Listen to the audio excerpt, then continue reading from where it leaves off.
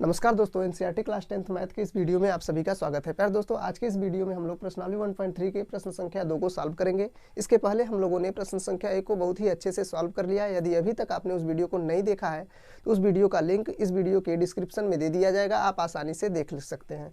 तो प्यारे दोस्तों, मैं आपको बता दूँ कि ये जो क्वेश्चन है ये बोर्ड एग्जाम की दृष्टि से बहुत ही इंपॉर्टेंट है। यदि अभी तक आपने इस क्वेश्चन को सॉल्व करना नहीं सीखा है तो आप बोर्ड एग्जाम में इस क्वेश्चन को नहीं कर पाएंगे। तो प्यारे दोस्तों, बने रहिए वीडियो के अंत तक और मैं आपको इस टाइप के क्वेश्चंस को किस प्रकार सॉल्व करना है आपको बताता हूं। तो यहाँ देख सकते हैं प्यारे दोस्तों, इस क्वेश्चंस को सॉल्यूशन करने से पहले हमें कुछ पॉइंट्स को पढ़ना है। यहाँ मैंने एक इम्पॉर्टेंट बात लिख के रखा है, यदि आप इस बात को याद रखते हैं तो ये क्वेश्चन बहुत ही आसान हो जाएगा। तो यहाँ देख सकते हैं क्या है कि दो पूर्णांकों के जोड़ने, घटाने या गुणा करने से पूर्णांक ही बनते हैं, लेकिन भाग देने से परिमेय संख्या बनेगी। अब इसका मतलब क्या है सर? तो रुकिए मैं आपको बताता हूँ। यहाँ पे देख सकते हैं, यदि मैं दो पूर्णांक लूँ, एक 5 ले लेता हूँ, एक 2 ले लेता हूँ। चलिए, यदि इस 5 में से मैं 2 को जोड़ दे तो क्या बनने वाला है? 7, जो कि एक क्या है? पूर्णांक है। यदि इस 5 में से हम 2 घटा भी दे तो क्या बनने वाला है? 3, ये भी एक पूर्णांक है। यदि इसी 5 में हम 2 का गुणा कर दे तो भी जो बनेगा संख्या हमें क्या मिलेगा? 10, और 10 भी एक पूर्णांक है। लेकिन अभी तक हम लोग जोड़, घटाना और गुणा की बात किए तो इनसे क्या बन रहा है? पूर्णांक ही बन रहा है। लेकिन इसी 5 में 2 से भाग दे दे तो आप देखेंगे क्या आएगा? 2.5, जो कि पूर्णांक नहीं है। इसका मतलब क्या बन गया? ये परिमेय संख्या। हाँ, होता है, पूर्णांक बन भी सकते हैं, लेकिन ज़्यादातर परिमेय संख्या ही बनेंगे क्योंकि पूर्णांक नहीं आएंगे। जैसे अब 6 में 3 से भाग दिया जाए तो क्या हो जाएगा? 2। तो काफ़ी स्टूडेंट्स ऐसा एग्जाम्पल लेकर आ जाते हैं कि सर हमने तो बना दिया पूर्णांक बनेगा, लेकिन सभी परिमेय संख्याएं पूर्णांक बने ये संभव नहीं है। तो चलिए प्यारे दोस्तों, आपको बस यही पॉइंट याद रखना है कि यदि दो पूर्णांकों का हम चाहे जोड़ें, चाहे घटाएं, चाहे गुणा करें, पूर्णांक बनेंगे, लेकिन उनका यदि भाग दे दिया जाए तो क्या बनने वाला है? परिमेय संख्या। तो जो ये लाइन मैंने लिखा है प्यारे दोस्तों, इस सोल्यूशन में नहीं इन्वॉल्व करना है, ये आपको याद रखना होगा एक नियम की तरह कि जब भी हम इस क्वेश्चन को सॉल्व करेंगे इसका हम लोग पालन करेंगे, मतलब इसको यूज करेंगे। तो चलते हैं। यदि आपने मेरा इसके पहले का वीडियो देखा होगा तो मैंने इस टाइप के क्वेश्चंस को सॉल्व करने के लिए मैंने पहले ही बताया था, जब भी किसी संख्या को अपरिमेय सिद्ध करना हो तो सबसे पहले आपको मानना होगा कि यह एक परिमेय संख्या, जस्ट विपरीत मानना होगा। तो इसमें भी मानते हैं कि माना 3 + 2√5 एक परिमेय संख्या है, जैसा कि पिछले वीडियो में माना गया था, परिमेय संख्या है। अब हम अगर इसे परिमेय संख्या मान चुके हैं तो प्यारे दोस्तों, और इसके पहले मैंने एक वीडियो और बनाया था, उसमें मैंने परिमेय संख्या के बारे में बताया था। मैंने बोला था परिमेय संख्या वे हैं जिन्हें हम p/q के रूप में लिख सकते हैं। तो यदि हम इसे परिमेय माने हैं तो हम इसको p/q के रूप में लिख सकते हैं, इसके बराबर लिख सकते हैं। अगर हम लोग चाहें तो लिख सकते हैं जहाँ क्या है? p तथा q क्या है? पूर्णांक है। क्या है? पूर्णांक है। और तथा q = नॉट 0, यानी हर में जो q है वो 0 नहीं होना चाहिए। ऐसा रूल्स हम लोगों ने पिछले वीडियो में पढ़ा था। अब चलते हैं।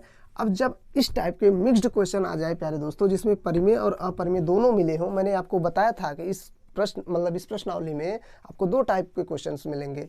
एक तो जो सिंगल करड़ी में हो, जैसे √2, √3, √5, √7 ऐसे क्वेश्चंस, और एक बार तो ये कि ऐसे मिक्स्ड क्वेश्चन रहेंगे। तो ये आपको दिख रहा है। जब ऐसा क्वेश्चन आपके सामने आए प्यारे दोस्तों, तो सबसे पहले आपका मेन उद्देश्य यही होना चाहिए कि परिमेय संख्याएं एक तरफ और अपरिमेय संख्याएं एक तरफ होने चाहिए। तो देख सकते हैं यहाँ पे, ये तो अपरिमेय संख्या है।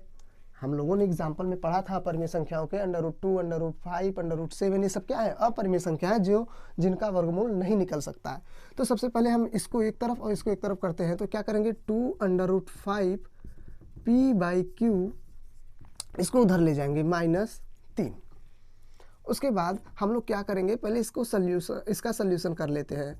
तो p माइनस इसको इधर करेंगे भिन्न के घटाने के से, तो क्या हो जाएगा? p - 3q/q।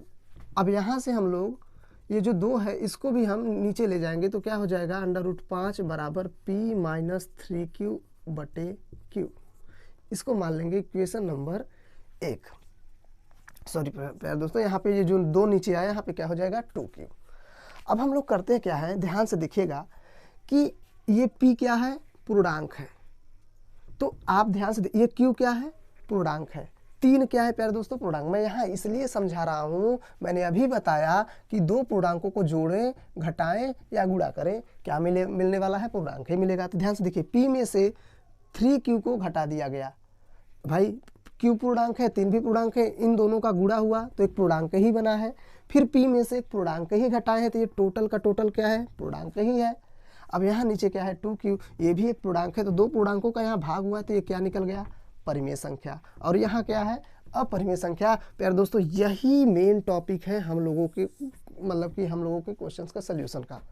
तो देख सकते हैं यहाँ पे, अभी इस पर बॉक्स नहीं बनाना है, बस मैं यहाँ समझा रहा हूँ कि यही है, आपको यहाँ से ही देखकर आपको डिसाइड करना है कैसे ये अपरिमेय संख्याएं हैं। तो हम लोग लिखेंगे चूंकि p माइनस p तथा q, यहाँ लिखेंगे चूंकि p तथा q क्या है, p तथा q पूर्णांक है। भाई जब ये पूर्णांक है तो इनमें से घटाई गई संख्याएं -3 p माइनस 3q भी पूर्णांक होंगे, पूर्णांक होंगे। बस इसका, और यहाँ पे लिखेंगे इसलिए p माइनस 3q जब 2 पूर्णांकों का यदि भाग दे दिया जाए, एक परिमेय संख्या है, परिमेय संख्या है। यार दोस्तों इसका शकल देखकर हमें यही लग रहा है p तथा q पूर्णांक है तो p माइनस 3q भी पूर्णांक होगा, और नीचे एक पूर्णांक से भाग दे दिया गया है। और हमने बोला था लेकिन भाग देने से परिमेय संख्या बनेगी, तो यहाँ ये प्रूफ हो गया पहले, ये तो भाई परिमेय संख्या है। लेकिन अब क्या, जहाँ से मतलब कि सल्यूशन मोड़ लेने वाला है उसमें वो क्या है कि यहाँ लिखेंगे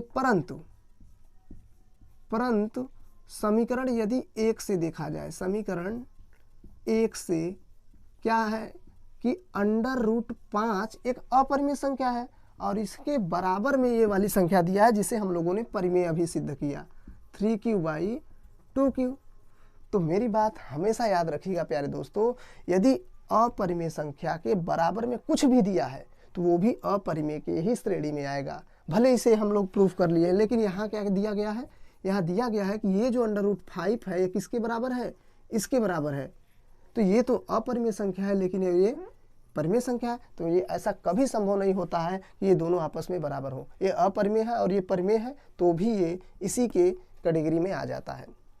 मेरी बात याद रखिएगा प्यारे दोस्तों, यही मैं आपको समझाना चाहता हूँ कि अपरिमेय संख्या के बराबर कोई भी मिल जाए तो उसे भी अपरिमेय संख्या माना जाएगा। एक लाइन में याद रखना है। तो लिखेंगे √5 बराबर है इसके, जो कि क्या है, जो कि अपरिमेय है, जो कि अपरिमेय, या जो कि लिख सकते हैं संभव नहीं है, जो कि संभव नहीं है। ऐसा कभी नहीं होगा कि अपरिमेय और परिमेय संख्याएं आपस में बराबर हो जाए ना। तो यहाँ पे क्या होगा, √5 के बराबर ये वाली संख्या है तो इसे भी हम लोग अपरिमेय ही मानेंगे। तो समीकरण 1 से √5 बराबर p माइनस 3q/2q संभव नहीं है। तो लिखेंगे अतः हमारी पूर्व कल्पना विरोधाभास है। अतः हमारी पूर्व कल्पना क्या है, विरोधाभास है। यहाँ विरोध भी हो रहा है कि नहीं भैया, जो आपने माना है कि 3 + √2 एक परिमेय संख्या है, ये परिमेय संख्या नहीं है, इसलिए मैंने लिखा है अतः हमारी पूर्व कल्पना विरोधाभास है, इसलिए 3 + 2√5 एक अपरिमेय संख्या है, अपरिमेय संख्या है। आप यहाँ भी बोल सकते हैं या हमारा पूर्व कल्पना गलत है, ऐसा यहाँ लिख सकते हैं। विरोधाभास की जगह पे आप गलत है लिख सकते हैं। तो प्यारे दोस्तों, आई होप आपको ये क्वेश्चन समझ में आ गया होगा। मैं एक बार जल्दी आपको समझा देता हूँ कि कैसे सॉल्व किया गया है, और इस टाइप के क्वेश्चंस को ऐसे ही सॉल्व करना है, आपको कहीं भी भटकने की जरूरत नहीं है। तो यहाँ देख सकते हैं पहले क्या किया गया है, सिद्ध कीजिए कि 3 + 2√5 एक अपरिमेय संख्या है। इसको करने के लिए मैंने यहाँ एक लाइन बताया, ये लाइन यदि आप याद रखते हैं तो जितना ये सब दिया गया है इसी में सब छिपा है। दो पूर्णांकों को जोड़ने, घटाने या गुणा करने पर क्या बनते हैं? पूर्णांक बनते हैं। लेकिन यदि उन्हीं पूर्णांकों का हम भाग दे दें तो क्या बन जाता है? परिमेय संख्या। अब यहाँ पे हम लोगों ने ऐसे क्वेश्चंस को सॉल्व करने के लिए बताया था कि जब आपको अपरिमेय सिद्ध करना होगा तो सबसे पहले आपको परिमेय मानना होगा। परिमेय मानकर बाद में इस कथन को आप विरोधाभास दिखा देना है। दिखाने के बाद आप बोल सकते हैं कि ये संभव नहीं है, इसलिए अपरिमेय संख्या। तो यहाँ मैंने 3 + 2√5 एक अपरिमेय संख्या परिमेय संख्या मान लिया। परिमेय संख्या माना तो उनको p/q के बराबर कर दिया, जहाँ p q पूर्णांक है तथा q = not 0। अब जब ऐसे क्वेश्चन आ जाए तो सबसे पहले परिमेय एक तरफ और अपरिमेय संख्याएं एक तरफ की जाती हैं। तो यहाँ हो गया। तो यहाँ से देख सकते हैं जब आया हमारा परिमेय अपरिमेय एक तरफ और परिमेय एक तरफ, तो हम लोगों ने यहाँ देखा p तथा q पूर्णांक है, इसलिए p में से कोई भी चीज़ घटाई जाएगी वो पूर्णांक आएगी। अब यहाँ पे देखा गया है जब p - 3 की पूर्णांक है, ये भी पूर्णांक है, तो दो पूर्णांकों का भाग देने से क्या बनता है? परिमेय संख्या बनेगा। यहाँ से एक परिमेय संख्या मिल गया। लेकिन समीकरण 1 से ये देखा जा रहा है कि √5 और जिसे हम लोगों ने परिमेय संख्या दिया है वो दोनों आपस में बराबर है।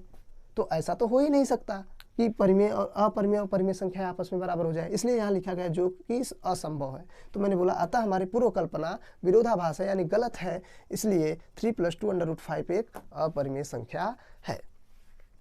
तो प्यारे दोस्तों, आई होप आपको ये सोल्यूशन समझ में आया होगा और मैंने भी अपना पूरा प्रयास किया है कि आपको समझ में आए। यदि आपको नहीं समझ में आया तो प्लीज़ वीडियो को रिपीट करके देख लेंगे तो आपको अच्छे से समझ में आ जाएगा। तो चलते हैं। तो मैं बस इतना कहना चाहूँगा कि यदि आपको ये वीडियो अच्छा लगा हो तो एक लाइक कर दीजिएगा, और यदि चैनल पर नए हैं तो चैनल को सब्सक्राइब करके बेल आइकन को जरूर प्रेस करें ताकि हमारे द्वारा अपलोड की गई वीडियो का नोटिफिकेशन सबसे पहले पहुँचे। तो चलते हैं, पढ़ाई करते रहे। All the very best. जय हिंद।